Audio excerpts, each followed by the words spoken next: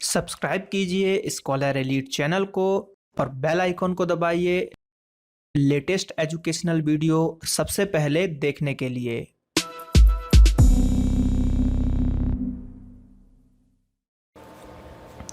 तो आज के इस लेक्चर में हम पढ़ेंगे ब्लड। ठीक है, खून के बारे में हम यहाँ पर जानेंगे कि हमारा रक्त, हमारा ब्लड, उससे क्या क्वेश्चन बन सकते हैं, कैसे कैसे क्वेश्चन पूछे जाते हैं, क्या क्या बनेंगे वो मैं आपको बताऊंगा। और किस तरीके से जो एनसीईआरटी में दिया गया है, खैर इसमें मैंने बहुत ज़्यादा डिटेल में ऐड कर दिया है। बहुत सारी चीज़ें थी जो एनसीईआरटी में वन लाइन फैक्ट के रूप में मुझे मिली, तो मैंने उसको यहाँ पर डिटेल में कन्वर्ट करके ऐड करने की कोशिश की है। लेक्चर थोड़ा सा बड़ा हो सकता है, लेकिन ब्लड से रिलेटेड आपके पूरे डाउट्स यहाँ पर आपको क्लियर हो जाने चाहिए। तो चलिए शुरू करते हैं। ब्लड, खून की यहाँ पर हम बात करेंगे। तो सबसे पहले अगर हम ब्लड की बात करें कि ब्लड आखिर होता क्या है, कैसा होता है, तो यहाँ पर आप देख सकते हैं एक बूंद के रूप में इसको मैंने दर्शाया। ब्लड को लाल रंग का होता है और इसके अंतर्गत क्या क्या होता है, प्लाज्मा होता है, आरबीसीज होती हैं, डब्ल्यूबीसीज होती हैं और प्लेटलेट्स होते हैं। इन्हीं को हमें पढ़ना है। प्लाज्मा को पढ़ना है हमको, लाल रक्त कणिकाओं को पढ़ना है हमको, श्वेत रक्त कणिकाओं को पढ़ना है हमको, प्लेटलेट्स को पढ़ना है। इन्हीं सब चीज़ों को अगर हम पढ़ लेते हैं तो हमारा यहाँ पर ब्लड खत्म हो जाएगा। और इन्हीं देखिए, ब्लड से क्वेश्चन बहुत ही बेसिक क्वेश्चन बनता है, कोई उतना हाई फाई क्वेश्चन नहीं बनता जो आपसे ना बने। लेकिन एग्जाम की तैयारी तो करनी है हमको, पढ़ाई तो करनी है, तो हमको हर तरीके के क्वेश्चंस पढ़ने पड़ेंगे। तो देखिए ब्लड, रुधिर, देखिए रुधिर यानी कि ब्लड ही होता है। ठीक है, तो इसको रुधिर शुद्ध हिंदी हो गया। तो रुधिर यानी कि ब्लड या खून या रक्त एक लाल वाहक संयोजी ऊतक है। कौन सा ऊतक है? संयोजी टिश्यूज है। ठीक है, संयोजी ऊतक है जो एक चिपचिपा अपारदर्शी द्रव है और इसकी श्यानता यानी कि विस्कोसिटी 4.7 तथा क्षारीय प्रकृति का होता है पीएच 7.54। अब देखिए, आपको कई एग्जाम 7 में पीएच 7.3 भी मिलेगा, 7.4 भी मिलेगा। तो इसका मैंने बताया है आपको कि 7.3 से 7.5 के बीच में आप इसको बोलो। रेलवे का एक एग्जाम था, जूनियर इंजीनियर का एग्जाम, उसमें आंसर लिया गया था 7.3। व्यापम के एग्जाम में 7.45 लिया गया था आंसर, और यहां पर जो मुझे डेटा मिला है वो 7.54 मिला है। तो इस नतीजे में मैंने पहुंचा कि 7.3 से 7.5 के बीच में इसका पीएच रहता है, जिसको हम बोलते हैं थोड़ा क्षारीय। कभी कभी ऑप्शन मिलता है कैसा आपको, क्षारीय, थोड़ा क्षारीय, अधिक क्षारीय या कम क्षारीय। तो इसका आंसर था थोड़ा क्षारीय। ठीक है, तो ये यहां पर आपको याद रखना है। ठीक, चलिए, तो हमने ये सब चीजें देखा। अब और क्या है, रुधिर के बारे में जानते हैं। तो ऑक्सीकृत रुधिर चमकीले लाल रंग का होता है। ठीक है, कैसा? चमकीले लाल रंग का होता है, जबकि अनऑक्सीकृत रुधिर गुलाबी नीले रंग का होता है। इसका मतलब क्या हुआ कि जिसमें O2 मिक्स है तो वो तो लाल होगा, इस टाइप का दिखेगा। लेकिन जिसमें अनऑक्सीकृत यानी कि ऑक्सीजन नहीं होगा, यानी कि CO2 मिक्स होगा, तो वो कैसा दिखेगा? वो नीला सा, थोड़ा हरा नीला सा प्रतीत होगा। जो हम बोलते हैं ना कि हमारी जो नस होती है, नस नीली दिखाई देती है, वो इसीलिए क्योंकि उसमें जो है अनऑक्सीकृत रुधिर यानी कि अशुद्ध रक्त बहता है। यह संपूर्ण शरीर का लगभग 6 से 10% भाग बनाता है और यह वयस्क मनुष्य में 5.8 लीटर रुधिर पाया जाता है। लगभग 5 से 6 लीटर हम इसको बोल सकते हैं। ऊंचे स्थानों पर रहने वाले लोगों में नीचे स्थानों में रहने वाले लोगों की तुलना में अधिक रुधिर पाया जाता है। यानी कि जो हिली स्टेशन पर रहते हैं, पहाड़ी इलाके पर रहते हैं, उनमें ज्यादा खून पाया जाएगा। मेनली उनमें आरबीसीज की संख्याएं ज्यादा होती हैं। जैसे हिमाचल, शिमला, इन लोगों की तुलना अगर की जाए हम लोगों से, जैसे आप मिडिल में रहते हो या बिहार इधर मैदानी इलाके में रहते हो, ऊंचाई पे नहीं रहते, तो उनमें खून थोड़ा सा कम पाया जाता है। अब रुधिर जो है दो भागों में है, एक होता है प्लाज्मा और एक होता है रुधिर कणिका। यानी कि वही देखिए, दो भागों में मिली है आपके, एक प्लाज्मा में हो गया और एक रुधिर कणिकाएं हो गई, जो कि आरबीसीज, डब्ल्यूसीज, ये सब चीजें। तो मेनली दो भागों को हम यहाँ पर पढ़ने वाले, प्लाज्मा को भी जानेंगे हम और रुधिर को भी जानेंगे। तो चलिए देखते हैं, यहां पर देखते हैं हम प्लाज्मा और प्लाज्मा के कार्य और प्लाज्मा के क्या संगठन है। तो पहले प्लाज्मा के संगठक की बात करते हैं। तो जल है, जिसमें 90 से 62% जल होता है। और देखिए ब्लड जो होता है, जैसे ब्लड मैंने बताया ना, प्लाज्मा और आपका आरबीसी और डब्ल्यूबीसी और प्लेटलेट से मिलकर बना है। तो जो प्लाज्मा होता है उसमें 55% होता है। कितना होता है? 55% ब्लड में प्लाज्मा होता है और 45% आपके ये अदर चीज होती है। तो ये आपको याद रखना है, कभी कभी ये डेटा पूछ लिया जाता है। अब इस 55% में क्या क्या होता है? जल 90 से होता है यहाँ पर, अकार्बनिक जो होते हैं 1 से 2, उसके बाद प्रोटीन होता है 6 से 7 और अकार्बनिक यौगिक होते हैं 1 से 2। तो ये है 55% के अंतर्गत। तो इसमें देखिए क्या क्या है, प्लाज्मा के कार्य क्या है? सरल भोज्य पदार्थों यानी कि ग्लूकोज, अमीनो अम्ल आदि का आंत्र एवं यकृत से शरीर के अन्य भागों में परिवहन करता है आपका प्लाज्मा। यह उपापचयी वर्ज्य पदार्थों जैसे कि यूरिया, यूरिक अम्ल आदि का ऊतकों से यानी कि ऊतकों से वृक्कों यानी कि किडनी के एक उत्सर्जन हेतु परिवहन करता है। अंतःस्रावी ग्रंथियां लक्ष्य अंगों को हार्मोनों तक परिवहन करता है। और ये सबसे इंपॉर्टेंट पॉइंट, ये रुधिर का पीएच स्थिर रखने में सहायता करता है। मोस्ट आईएमपी क्वेश्चन कि रुधिर का पीएच को स्थिर रखने में कौन सहायता करता है? तो वो करता है यहां पर प्लाज्मा। अगला है हमारे पास कि प्लाज्मा में उपस्थित रुधिर प्रोटीन एवं फाइब्रोनोजन जो होता है रुधिर का थक्का जमने में सहायता करते हैं। तो देखिए प्रोटीन हो गया और फाइब्रोनोजन, ये आपको याद रखना है। ये क्या करता है? रुधिर को थक्का जमने में सहायता देता है। ठीक है, जैसे कि हमको कट लग जाता है, कोई खून कट रहा है, बह रहा है, तो बहे ना, ब्लड की वहीं पे क्लॉटिंग हो जाए और वो रुक जाए, तो इस चीज को बोलते हैं कि रक्त का थक्का जमना। तो इनमें फायदा करता है हमारा एक प्रोटीन हार्मोन जिसको हम बोल सकते हैं फाइब्रिनोजन। ठीक है, याद रखिएगा, ये क्वेश्चन आया हुआ एग्जाम में है, ये क्वेश्चन पूछे जा चुके हैं। अब यहां पर हम रुधिर कणिकाओं की बात कर रहे हैं, तो ब्लड की बात कर रहे हैं, ब्लड सेल्स की बात कर रहे हैं। ठीक है, तो इसमें देखिए क्या क्या होता है। ये कोशिकाएं प्लाज्मा में पाई जाती हैं जो रुधिर प्लाज्मा का 40 से 45% भाग होता है, जैसा कि मैंने शुरू में आपको बताया है। रुधिर कणिकाओं का प्रतिशत हेमेटोक्रिट मूल्य या पैक्ड सेल वॉल्यूम कहलाता है। क्या कहलाता है? हीमेटोक्रिट मूल्य या फिर पैक्ड सेल वॉल्यूम कहलाता है। और इसमें 3 चीजें पाई जाती हैं, देखिए आरबीसीज, डब्ल्यूबीसी और रुधिर प्लेटलेट्स। वही मैंने बताया ना, RBC red blood cell, WBC white blood cell और प्लेटलेट्स, 3 से मिलके मेनली हमारा जो है ब्लड बनता है। तो आज फिर हम उसको जानते हैं यहाँ पर कि रेड ब्लड सेल्स क्या होती हैं। ठीक है, तो ये रक्त में होती है 90%। इसका लाइफ होता है 120 दिन का और 120 दिन का। और निर्माण की बात करें तो बोन मैरो में इसका निर्माण होता है, यानी कि अस्थि मज्जा में इसका निर्माण होता है। तो ये यहां पर देखिए जो आरबीसीज हैं उससे जो क्वेश्चन बनते हैं, क्वेश्चन यही बनते हैं कि ये बनता कहां पे है। तो सबसे इंपॉर्टेंट बनता है यहां पर ये बोन मैरो में। कहां पे बनता है? बोन मैरो में। और लाइफ कितनी है इसकी? इसकी लाइफ है 120 दिन। ठीक, 120 दिन तक ये जीवित रहता है।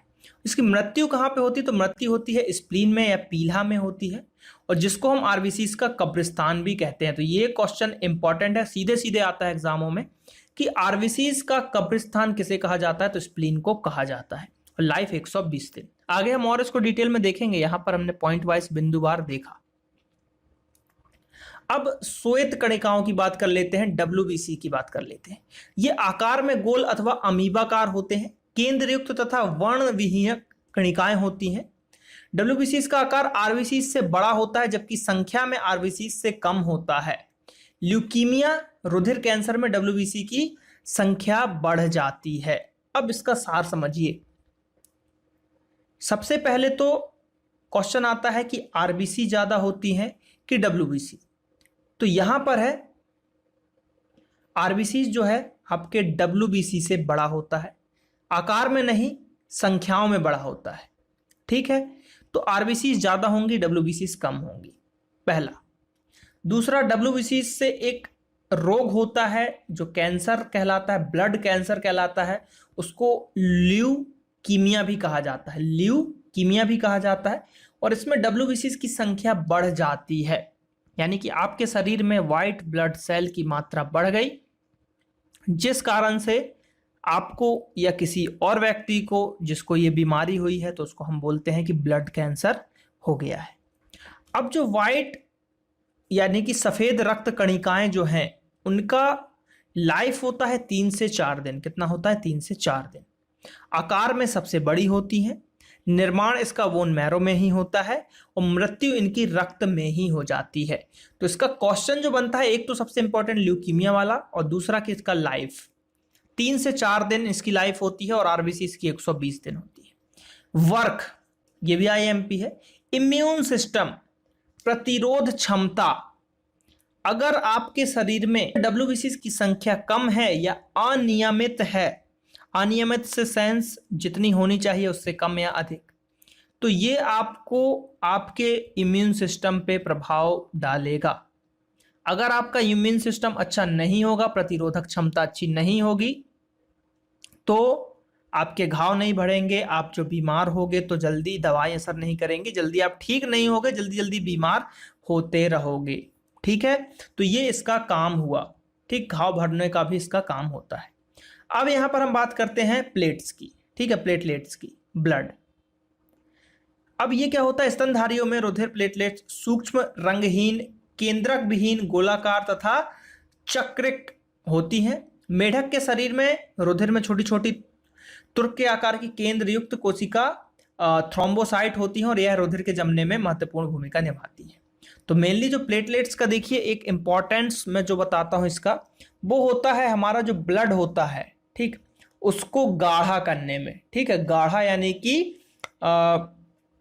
एक तरीके से उसकी विस्कोसिटी को बढ़ा देना, है ना, विस्कोसिटी को बढ़ा देना, ये उसका काम हो। उसको गाढ़ा, शहद की तरह गाढ़ा करके रखना, एकदम गाढ़ा। जितना ज्यादा रहेगा ब्लड, इतना भी ज्यादा ना हो कि उसका फ्लो रुक जाए, एक लिमिट में, है ना।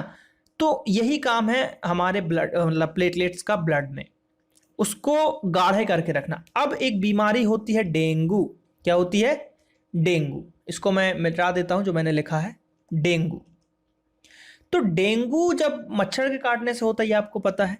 तो डेंगू वायरस या डेंगू जैसे ही मच्छर ने काटा और डेंगू आपको हुआ, तो क्या होता है? जैसे ही डेंगू होता है, आपको पता चलता है, तो डॉक्टर सबसे पहले बोलता है कि प्लेटलेट्स की आप जांच कराओ कि आपकी प्लेटलेट्स कितनी घट रही है। मेनली जो होती है नॉर्मल इंसान में 1.5 लाख से 4 लाख के बीच में यहां पर प्लेटलेट्स काउंट होता है। मिनिमम 1.5 लाख, मतलब 1.5 लाख से थोड़ा बहुत नीचे 1.4 भी चलेगा।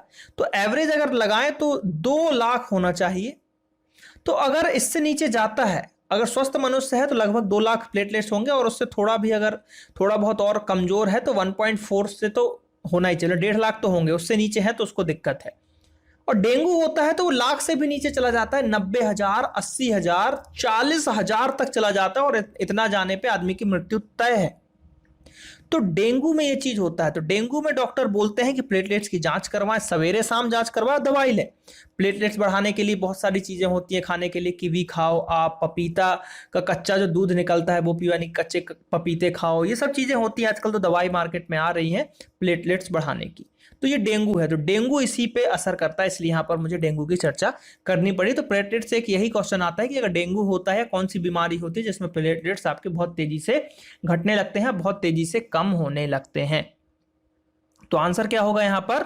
डेंगू वाला। ठीक है, चलिए आगे बढ़ते हैं। अब जो हमको जानना है भाई, ये बहुत ही इंपॉर्टेंट है, हीमोग्लोबिन।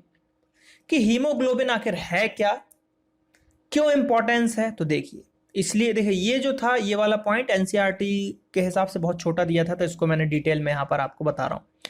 आरबीसीज में एक लाल प्रोटीन रंजक, रंजक यानी कि जो कलर प्रदान करता है, हीमोग्लोबिन पाया जाता है, जो एक प्रोटीन ग्लोबिन, देखिए वही चीज है। हीमो में क्या है? Haem plus globin. तो हीम जो है वो रंजक है और ग्लोबिन जो है वो प्रोटीन है। तो 96% तथा रंजक हीम 4 से 5%, यानी कि हीमोग्लोबिन में जो ग्लोबिन है आपका 96% होता है और रंजक जो होता है 4 से 5% होता है। हीम अणु केंद्र में लौह होता है, यानी कि लोहा होता है, यानी कि हीम जो है, इसमें हीमोग्लोबिन में जो हीम है उसके केंद्र में आपको आयरन मिलेगा। अब क्या होता है कि हीमोग्लोबिन ऑक्सीजन के परिवहन का कार्य करता है और आरबीसीज का रंग वैसे तो पीला होता है, बहुत इंपॉर्टेंट लाइट है कि आरबीसीज का रंग वैसे तो पीला होता है, परंतु हीमोग्लोबिन के कारण वह लाल दिखाई देता है। आयरन ने ऑक्सीजन से क्रिया करी और लाल रंग हो गया। ठीक है, तो कभी कभी ऑप्शन में अगर मिल जाए कि अगर ऐसा क्वेश्चन बन सकता है कि आरबीसीज का कलर कैसा होगा जब उसमें हीमोग्लोबिन नहीं होगा, तो आपको पीला आंसर लगाना पड़ेगा। बनेगा नहीं, लेकिन मैंने एक आपको बताया। कभी आप मेरा अगर टेस्ट देंगे, मैं टेस्ट अगर देता हूं तो इस टाइप के क्वेश्चन मिल सकते हैं। आरबीसीज की संख्या का निर्धारण हीमोसाइटोमीटर के द्वारा किया जाता है। तो ये एक मीटर होता है भैया हीमो। अब आने वाले एग्जामों में पूछा जा सकता है कि हीमोसाइटोमीटर से आप क्या नापते हो, तो आरबीसीज की संख्या का निर्धारण किया जाता है। इसकी संख्या डब्ल्यूबीसी यानी कि व्हाइट ब्लड जो सेल्स होते हैं से अधिक होती है। हेमरेज एवं हीमोलाइसिस से आरबीसीज की संख्या घट जाती है, जिसे एनीमिया कहते हैं। ये एक रोग है एनीमिया, जिसमें खून की कमी हो जाती है और मेनली जो है गर्ल्स में ये ज्यादा समस्या पाई जाती है। आरबीसीज की संख्या में सामान्य स्तर से अधिक वृद्धि पॉलीसाइथीमिया कहलाती है, यानी कि ज्यादा ही खून बनने लगा आपके शरीर में। कम तो ठीक है, ज्यादा मात्रा में खून बनने लगा, तो यहां पर क्या बोलोगे उसको बोलोगे आप पॉलीसाइथीमिया। आरबीसी से जो होती हैं यानी कि जो लाल रक्त कणिकाएं होती हैं अतिरिक्त मात्रा में पीला स्प्लीन में संग्रहित होती हैं, जो कि रुधिर बैंक यानी कि ब्लड बैंक भी कहा जाता है इसको। प्लीहा स्प्लीन इसको क्या बोला जाता है, ब्लड बैंक भी कहा जाता है। तो ये क्वेश्चन बनता है, याद रखिएगा। गर्भावस्था में आरबीसीज का निर्माण यकृत एवं पीला में होता है। मोस्ट आईएमपी क्वेश्चन कि गर्भावस्था में आरबीसीज का निर्माण कहां होता है, तो यकृत। पीला नहीं मिलेगा आपको ऑप्शन में यकृत रहेगा। तो मतलब पीला एवं यकृत दोनों में होता है, लेकिन आंसर आपको यकृत ही लगाना है। जबकि शिशु के जन्म के उपरांत इसका निर्माण मुख्यतः अस्थि मज्जा में होता है। जैसे ही जन्म हो जाता है उसके बाद बोन मैरो में इसका निर्माण होने लगता है। मनुष्य का आरबीसीज का औसत जीवन काल 120 दिन का होता है, जबकि मेढक एवं खरगोश के आरबीसीज की बात करें तो औसत जीवन काल 100 तथा 50 से 70 दिन तक होता है। तो यहां पर मेढक और खरगोश की भी बात की गई है, क्योंकि एग्जाम में आजकल पूछे जा रहे हैं। तो क्या क्या पढ़ा हमने इसमें इंपॉर्टेंट कि भैया हीमोग्लोबिन में हीम और ग्लोबिन दो चीजों से मिलकर बना है। ये हीम है आपका रंजक, जो कि ब्लड को कलर प्रोवाइड करता है, क्योंकि इसके केंद्रक में होता है लोहा। और प्रोटीन होता है भैया ग्लोबिन। और वैसे तो आरबीसीज का रंग होता है पीला, लेकिन हीम के कारण हो जाता है लाल। हीमोसाइटोमीटर से हम नापते हैं आरबीसीज की संख्या। अगर ब्लड यानी कि हेमरेज और हीमोलाइसिस अगर ये चीजें होती हैं, तो इससे क्या होता है कि हमारे शरीर में ब्लड की कमी हो जाती है, जिसको एनीमिया कहा जाता है। और अगर बढ़ जाए ब्लड, खून ज्यादा हो जाए, तो पॉलीसाइथीमिया बोलते हैं इसको। पीला में ब्लड जो है आरबीसी संग्रहित होती हैं और उसका ब्लड बैंक कहा जाता है। ठीक है। अब गर्भावस्था में यह यकृत में बनता है, और इसके बाद जैसे ही बच्चा बाहर आ जाता है और तो अस्थि मज्जा में बनने लगता है, और इसका जीवन काल 120 दिन होता है। बस इतनी सी चीजें हैं, इनमें से ही क्वेश्चन बनते हैं एग्जाम में। अब रुधिर का स्कंदन थोड़ा सा हम पढ़ लेते हैं, क्या क्या होता है। जब किसी कटे हुए भाग से रुधिर बाहर निकलता है, तब यह जेली के रूप में कुछ लखी मिनटों में जम जाता है। किस लिए जम जाता है, फाइब्रोनोजिन के कारण जम जाता है, जो हमने शुरू में पढ़ा था। रक्त के थक्का बनने की क्रिया एक जटिल क्रिया है। जब किसी स्थान से रुधिर बहने लगता है और यह वायु के संपर्क में आता है, तो रुधिर में उपस्थित थ्रोम्बोसाइट्स टूट जाती हैं तथा इससे एक विशिष्ट रासायनिक पदार्थ मुक्त होकर रुधिर के प्रोटीन से क्रिया करता है तथा प्रोथ्रोम्बोप्लास्टिन नामक पदार्थ में बदल जाता है। और प्रोथ्रोम्बोप्लास्टिन रुधिर के कैल्शियम आयन से क्रिया करके थ्रोम्बोप्लास्टिन बनाती है, और थ्रोम्बोप्लास्टिन कैल्शियम आयन यानी कि Ca2+ तथा ट्रिप्सेज नामक एंजाइम के साथ क्रिया करके निष्क्रिय प्रोथ्रोम्बिन को सक्रिय थ्रोम्बिन नामक पदार्थ में परिवर्तित कर देता है। तो देखिए इतनी सारी क्रिया होती है, हमको लगता है कि भाई कटा और खून हमारा रुक गया, रुकने के बीच में इतनी सारी चीजें होती हैं। तो ये जो थ्रोम्बोसाइट्स, प्रोथ्रोम्बोप्लास्टिन, इन सब चीजों की जो नाम यहाँ पे लेने का अर्थ ये है कि अगर क्वेश्चन में कहीं दिखे कि ब्लड का थक्का कैसे जमता है और आपको फाइब्रोनोजिन ना समझ में आए, तो आपको कहीं भी मिले थ्रोम्बोसाइट्स, प्रोथ्रोम्बोप्लास्टिन, ये सब नाम मिले, तो उसका आंसर आपको यही लगाना है बस। बाकी इतना याद रखने की जरूरत नहीं है। अब देखिए ये आगे वर्क कैसे करते हैं। उतनी चीजें हो गई कैल्शियम के बाद। अब क्या हुआ उसमें कि सक्रिय थ्रोम्बिन जो था रुधिर के प्रोटीन फाइब्रोनोजन, ये देखिए आया ना प्रोटीन फाइब्रोनोजन जो हमने बात किया था, उस पर क्रिया करता है और फाइब्रिन में परिवर्तित हो जाता है। फाइब्रिन बारीक एवं कोमल तंतुओं का जाल है और यह जाल इतना बारीक एवं सूक्ष्म होता है कि इससे रुधिरकण विशेषकर आरबीसी फंस जाते हैं और एक लाल ठोस पिंड सा बन जाता है जिससे रुधिर थक्का कहते हैं, और थक्का बहने वाले रुधिर को बंद कर देता है और रुधिर स्कंदन के बाद कुछ पीला सा पदार्थ बहता है जिसको हम सीरम बोलते हैं। कटने के बाद एक पीला सा पदार्थ निकलता है, सीरम कहते हैं। और सीरम का थक्का नहीं बन सकता क्योंकि इसमें फाइब्रिनोजन नहीं होता, तो मेनली थक्का फाइब्रोनोजिन ही बनाता है। रुधिर में प्रायः एक प्रतिस्कंदन होता है जो कि हिपैरिन होता है। अब देखिए हिपैरिन और फाइब्रोनोजिन का अंतर समझिएगा, ठीक है।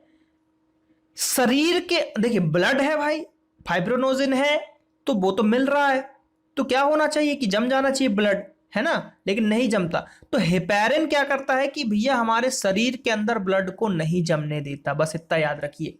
यह प्रोथ्रोम्बिन के उत्प्रेरण को रोकता है, इसी कारण शरीर में बहते समय रुधिर नहीं जमता। तो हिपैरिन का यह काम है कि शरीर में आपके खून को नहीं जमने देता है, जबकि फाइब्रिनोजन जो होता है वो शरीर के बाहर जो ब्लड होता है उसमें बहुत सारी क्रियाएं जो हमने पीछे पढ़ी उसके थ्रू यहां पर वो जम जाता है। ठीक, देखिए क्या होता है। रुधिर के थक्का बनने के दौरान महत्वपूर्ण प्रक्रिया, thromboplastin plus prothrombin plus calcium equal to thrombin, फिर होता है thrombin plus fibrinogen equal to fibrin, फिर फाइब्रिन प्लस रुधिर और रुधिराणु मिलकर रुधिर का थक्का बना लेते हैं। एक पॉइंट जो इंपॉर्टेंट है, ये वाला सबसे इंपॉर्टेंट, ये आता है एग्जाम में, कि रुधिर वाहिकाओं से निकाले गए रुधिर को जमने से बचाने के लिए इसमें थोड़ा सा ऑक्जेलेट मिला दिया जाता है, सोडियम तथा पोटेशियम ऑक्जेलेट। तो मतलब यही कि आप जैसे जाते हो कि रक्तदान करना है हमको, आपने खून दान कर दिया, तो उसको इतने दिन तक बिना जमाए कैसे रख सकते हैं ना, शरीर तो है नहीं कि शरीर में डाल दिया तो नहीं जमेगा, उसको एक थैले में रखते हैं तो वो जमता नहीं है ब्लड। तो क्यों नहीं जमता, तो उसमें ऑक्जेलेट मिलाया जाता है। अब ऑक्जेलेट किसका, सोडियम अथवा पोटेशियम ऑक्जेलेट को मिला के रखा जाता है, जो कि हमारे रुधिर को यानी कि हमारे ब्लड को जमने नहीं देता है। ठीक है, तो ये एक दो क्वेश्चन बनते हैं, फाइब्रोनोजन, हिपैरिन और ऑक्जेलेट, ये तीन चीज बिल्कुल याद कर लो खून में, इससे बाहर क्वेश्चन नहीं आएंगे। हिपैरिन पूछेगा, टफ पूछेगा तो कि शरीर के अंदर ब्लड को कौन नहीं जमने देता, तो हिपैरिन। बाहर जो जमा देता है फाइब्रिनोजन, ठीक है, या फिर फाइब्रिन भी मिलेगा आपको, ठीक है, लेकिन इसी टाइप के नाम मिलेंगे, फाइब्रिनोजन मिलेगा या फाइब्रिन मिलेगा। और जो ब्लड बैंक में जमने नहीं देता यानी कि उसको जो प्रिजर्व करके हम रखते हैं वो जमता नहीं है, तो उसमें ऑक्जेलेट मिलाते हैं, कौन सा, सोडियम और पोटेशियम ऑक्जेलेट। ठीक है, चलिए अब ब्लड ग्रुप की बात कर लेते हैं। ब्लड ग्रुप से भी एक क्वेश्चन पूछा जाता है। तो रुधिर समूह जो होता है, ब्लड समूह की खोज करता है कार्ल लैंडस्टीनर। ठीक, लैंडस्टीनर ने ब्लड ग्रुप की खोज की थी, 1902 में इसकी खोज की थी। और रुधिर को 4 समूह में बांटा गया था, ए, बी, ए बी और ओ। अब ए ग्रुप है, इसमें प्रतिजन ए तथा प्रतिरक्षी बी पाए जाते हैं। ठीक है, बी में प्रतिजन बी पाया जाता है और प्रतिरक्षी ए पाया जाता है। और ए बी में क्या होता है कि इसमें प्रतिरक्षी जो है आपके अनुपस्थित होते हैं और एंटीजन ए बी रहता है। इस समूह का व्यक्ति किसी भी समूह का रुधिर प्राप्त कर सकता है, इसलिए इसे सर्वग्राही कहा जाता है। तो देखिए इतना पढ़ने की जरूरत नहीं है, नॉर्मल इससे 2 क्वेश्चन आते हैं वो आप याद कर लो सीधे सीधे, कि यूनिवर्सल एक्सेप्टर और यूनिवर्सल डोनर कौन होता है। तो यूनिवर्सल एक्सेप्टर है आपका ए बी, ठीक है, और यूनिवर्सल डोनर होता है ओ। अब ओ में भी ओ नेगेटिव होता है, बस इतना आप याद रखो। अब देखिए ब्लड ग्रुप ओ, इसकी खोजकर्ता किसने की थी, डी कास्टलो तथा स्टर्ली ने की थी। उसमें प्रतिरक्षी ए बी उपस्थित होता है लेकिन प्रतिजन इसमें नहीं होता है। इस समूह का व्यक्ति किसी भी समूह को रुधिर प्रदान कर सकता है, इसे सर्वदाता या यूनिवर्सल ब्लड डोनर कहते हैं। तो इसमें बस इतना याद रखना है कि ओ नेगेटिव होता है यूनिवर्सल डोनर की, वो किसी में भी जा सकता है। देखिए क्या होता है, अब जैसे ए है तो उसके पास ए है आपका प्रतिजन और प्रतिरक्षी भी यहाँ पर बी है, यानी कि एंटीबॉडी भी है यहाँ पर। तो ये क्या करेगा, ए तथा ए बी वर्ग को रक्तदान कर सकता है, यानी कि ए को देगा और ए बी को भी दे सकता है। बी क्या करेगा भाई, इसमें बी है प्रतिजन और प्रतिरक्षी में है ए, तो बी तथा ए बी को दे सकता है। ये किसी को भी दे सकता है, ए बी का तो आपको पता है, और ओ ये किसी भी वर्ग को रक्तदान कर सकता है, परंतु ओ से ही रुधिर प्राप्त कर सकता है, तो केवल ओ से ही यहाँ पर प्राप्त करेगा। तो ये चीजें यहां पर हमने देख ली, बहुत ही सिंपल से क्वेश्चन यहां पे बनते हैं। मानव में रुधिर आधान, ब्लड जो है ट्रांसफ्यूजन इन ह्यूमन बीइंग। मनुष्य में ब्लड जो होता है, खून होता है, समूहों में सामान्यतः कोई भी रुधिर अभिश्लेषण नहीं होता। इसका कारण यह है कि किसी भी रुधिर समूह में अनुरूप प्रतिरक्षी एवं प्रतिजन उपस्थित नहीं होते, अर्थात प्रतिजन ए के साथ प्रतिरक्षा ए और एंटीजन बी के साथ प्रतिरक्षा बी उपस्थित नहीं होते हैं। यदि किसी रुधिर समूह के रुधिर को किसी ऐसे रुधिर वर्ग के रुधिर में मिश्रित कर दिया जिसमें अनुरूप प्रतिजीन और प्रतिरक्षी होगा, तब रुधिर की लाल कोशिकाओं का अभिलेषण हो जाएगा। इसका मतलब ये है, देखिए इतनी सारी जो टफ लैंग्वेज पढ़ने के बाद जो सिंपल लैंग्वेज में आपको बताता हूं क्या होता है कि एक सा आपका, जैसे ये जो लाइन लिखी हुई है ना कि यदि किसी रुधिर समूह के रुधिर को किसी ऐसे रुधिर वर्ग के रुधिर में मिश्रित कर दिया जाए जिसमें अनुरूप प्रतिजन और प्रतिरक्षी उपस्थित हो, यानी कि जिसका प्रतिरक्षी ए है और जैसे ब्लड ग्रुप ए, देखिए यहां पर मैं समझाता हूं, जैसे ब्लड ग्रुप ए है ना, ठीक। अब इसमें क्या है कि ब्लड ग्रुप ए है तो इसका प्रतिजन ए है और प्रतिरक्षी ब्लड ग्रुप बी का ए है, तो अगर ए में बी को डाल दिया जाए तो ये एक दूसरे को काटते जाएंगे, एक दूसरे को ए काटता जाएगा, है ना, बी एक दूसरे को काटता जाएगा, यानी कि ब्लड सेल टूटने लगेंगे, मरने लगेंगे और आदमी की मृत्यु हो जाएगी। तो इसलिए ऐसा नहीं होता है, तो इसलिए ये चीजें यहाँ पर नहीं होनी चाहिए, बस इतनी सी बात है। आरएच फैक्टर क्या होता है देख लेते हैं थोड़ा सा। आरएच फैक्टर, तो 1940 में लैंडस्टीनर और वीनर ने रुधिर में एक अन्य प्रकार के प्रतिजन का पता लगाया। इन्होंने इस प्रतिजन की खोज रीसस नामक, ये इंपॉर्टेंट बंदर का नाम है, याद रखिएगा, रीसस नामक बंदर में की थी, इसलिए इस प्रतिजन का नामकरण जो है आरएच कारक या आरएच फैक्टर किया गया। फिर जिन व्यक्तियों के रुधिर में यह तत्व पाया जाता है उनका रुधिर आरएच सहित कहलाता है, तथा जिनमें रुधिर नहीं पाया जाता तो उनको आरएच रहित किया जाता है, यानी कि वही हम बोलते हैं ना, ओ पॉजिटिव ओ नेगेटिव बोलते हैं, ए पॉजिटिव बोलते हैं और ए नेगेटिव बोलते हैं, तो यही चीज है वो। फिर यहाँ पर जो दिया गया है हमारे पास, मेनली इसमें यही चीज बोला गया है। रुधिर आदान के समय आरएच कारक की भी जांच की जाती है। आरएच फैक्टर का ही रुधिर आरएच फैक्टर को दिया जाता है और आरएच फैक्टर का रुधिर वर्ग आरएच माइनस वाले व्यक्ति को दिया जाता है। तो प्रथम बार कम मात्रा में होने के कारण कोई प्रभाव नहीं पड़ेगा, किंतु जब दूसरी बार इस प्रक्रिया का रक्तदान किया जाएगा तो देखिए इसका मतलब क्या है कि ए पॉजिटिव वाला था उसको ए नेगेटिव दे दिया गया, तो पहली बार में तो कुछ असर नहीं होगा क्योंकि ए पॉजिटिव की संख्या ज्यादा थी, ए की कम थी। मान लीजिए 5 लीटर ब्लड था, उसको 1 यूनिट दिया तो 200 से 300 ग्राम आपने उसको ब्लड दिया तो कोई दिक्कत नहीं होगी। लेकिन जब दूसरे बार उसको चढ़ाओगे तो उसको दिक्कत होगी, यानी कि वो एक दूसरे को काटेंगे, प्लस माइनस, यानी कि सीधे सीधे देखिए ना, प्लस माइनस क्या होता है, माइनस हो जाता है ना, plus minus equal to minus. तो ये चीजें यहाँ पर प्रॉब्लम करती हैं, बस इतना सा आपको समझना है। यदि पिता का रुधिर आरएच फैक्टर हो तथा माता का रुधिर आरएच माइनस हो तो जन्म लेने वाले शिशु की जन्म से ही पहले गर्भावस्था में मृत्यु हो जाती है या तुरंत बाद मृत्यु हो जाती है। तो ये प्रॉब्लम है, तो आरएच फैक्टर को चेक कर लें कृपया शादी करने से पहले कि भाई क्या है हमारा, आरएच प्लस है, पॉजिटिव है, नेगेटिव है, इन चीजों को यहाँ पर देख लें। ऐसा प्रथम संतान के जन्म के समय होता है और इस बीमारी को इरीथ्रोब्लास्टोसिस फीटेलिस कहते हैं। तो बहुत ही लंबा सा नाम है, इस नाम को भी आपको याद रखना है। तो मेनली इसमें क्या होता है कि अगर पिता का प्लस है माता का माइनस है तो अगर इनका कोलैब होता है, बच्चा जन्म लेता है तो उसके बचने की संभावना थोड़ी सी दिक्कत हो जाती है।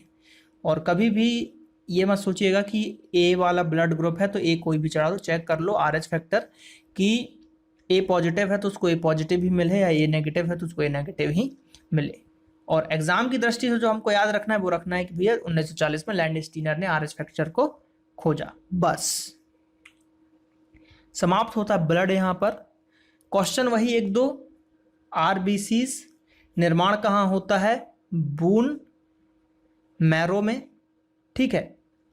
उसके बाद ब्लड कैंसर कैसे होता है, तो डब्ल्यूबीसी की संख्या बढ़ जाने से, दूसरा क्वेश्चन हो गया, ये पहला ये दूसरा।